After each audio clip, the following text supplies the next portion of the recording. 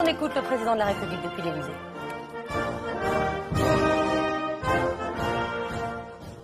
Chères territoiraises, chers territoirais, France européenne, France européen.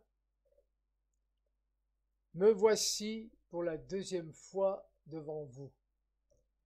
À la première intervention, je vous avais fait part de mes inquiétudes, mais aussi des espoirs de progrès que laissait entrevoir notre intégration dans cet ensemble harmonieux qu'est l'Union européenne, ainsi que des effets de la pandémie qui pouvaient nous permettre de repartir sur de nouvelles bases démographiques. Certes, je n'avais pas mâché mes mots, mais la sincérité n'est-elle pas l'apanage d'un dirigeant, d'un chef d'État? Dans cette deuxième intervention, je vais plus particulièrement faire la genèse de la gestion de cette pandémie, gestion qui est loin d'être aussi catastrophique que certains complotistes veulent bien le dire.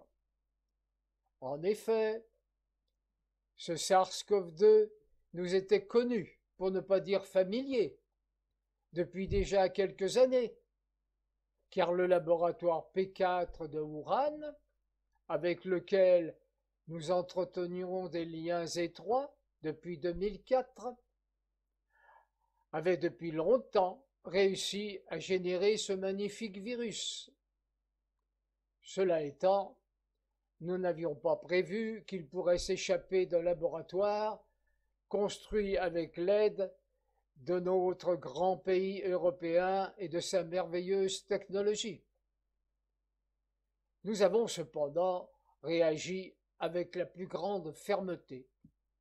C'est ainsi que, constatant l'absence de masques pour notre population, nous avons dû mentir, selon le vieil adage « toute vérité n'est pas bonne à dire », pour préserver la santé mentale de nos concitoyens, afin qu'ils ne se sentent pas abandonnés, ce qui n'était d'ailleurs pas le cas, puisque notre magnifique service de santé publique avait commandé très tôt un nombre de masques conséquent.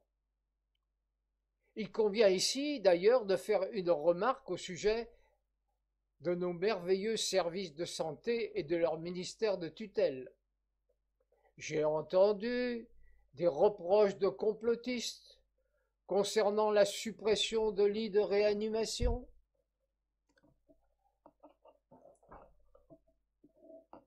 Pendant la pandémie, et je voudrais leur dire que si effectivement il y a eu d'importantes suppressions de lits de réanimation, particulièrement en Île-de-France, cette décision a été prise d'une part en respect des directives européennes, toujours soucieuses de rentabilité et de bonne gestion, et d'autre part dans un souci d'éviter à nos anciens de bien douloureuses épreuves. En effet, cette maladie, souvent grave pour les plus âgés d'entre nous, va les conduire dès lors à des situations de réanimation dont pour la plupart l'issue sera fatale, après de grandes souffrances.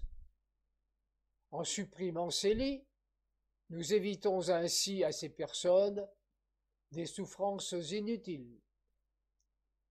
Mais revenons maintenant au problème des masques. Nous avons donc dû entretenir, dans le but d'éviter de graves traumatismes à la population, le mythe de l'inutilité des masques. Cela n'était d'ailleurs pas entièrement faux, car il s'est avéré par la suite qu'ils n'étaient d'aucune utilité en extérieur. Dès que nous avons pu obtenir les masques nécessaires, cela n'a d'ailleurs pas été sans mal, car nous n'étions plus en capacité de les produire sur notre territoire pour des raisons de rentabilité bien compréhensibles, nous avons alors revu notre position pour rétablir une certaine vérité, toute relative, comme toutes les vérités. Nous avons pu alors préconiser, puis imposer, le port du masque dans les lieux clos, ainsi que dans certaines zones extérieures, selon des critères bien définis par notre conseil scientifique, très pointu dans le domaine de la santé, la plupart de ses membres ayant des liens étroits avec l'industrie pharmaceutique, ce qui est un gage de compétence et d'efficacité.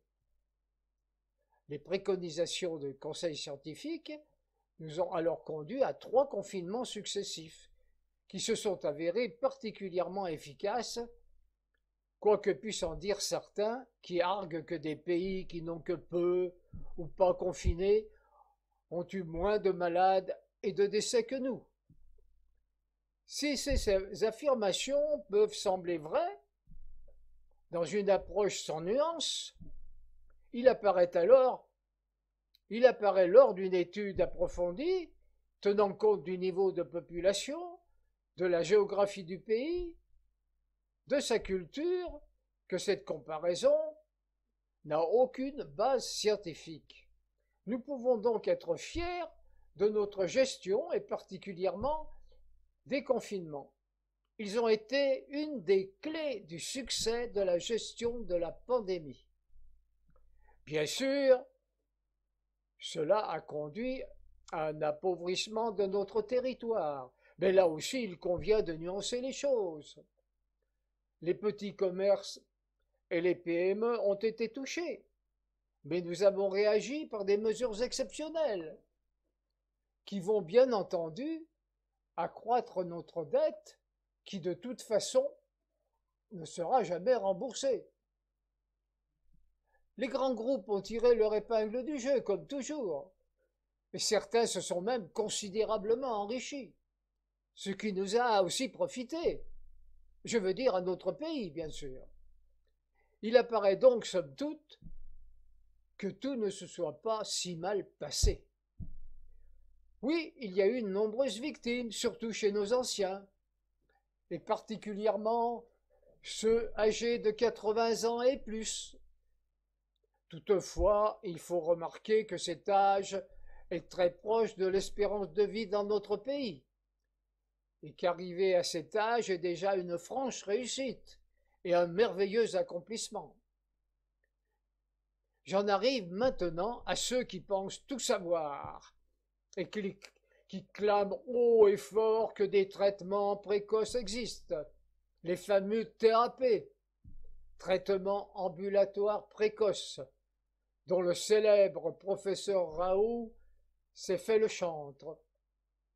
Vous le savez sans doute, j'ai moi-même été touché par cette maladie et a été soigné par un célèbre professeur dont je tairai le nom pour ne pas heurter sa modestie légendaire. Cette période de soins, sous la haute autorité du conseil scientifique, a permis un prompt rétablissement.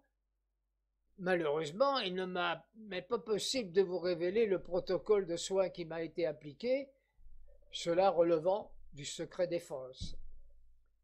Cette parenthèse pour en revenir aux traitements précoces qui ne sont en réalité que des leurres, qui peuvent sembler attrayants pour des experts, pour des esprits superficiels, attachés à des réalités immédiates, mais qui ne recherchent pas l'assurance d'études randomisées sur le long terme et sur des cohortes suffisamment importantes pour être significatives.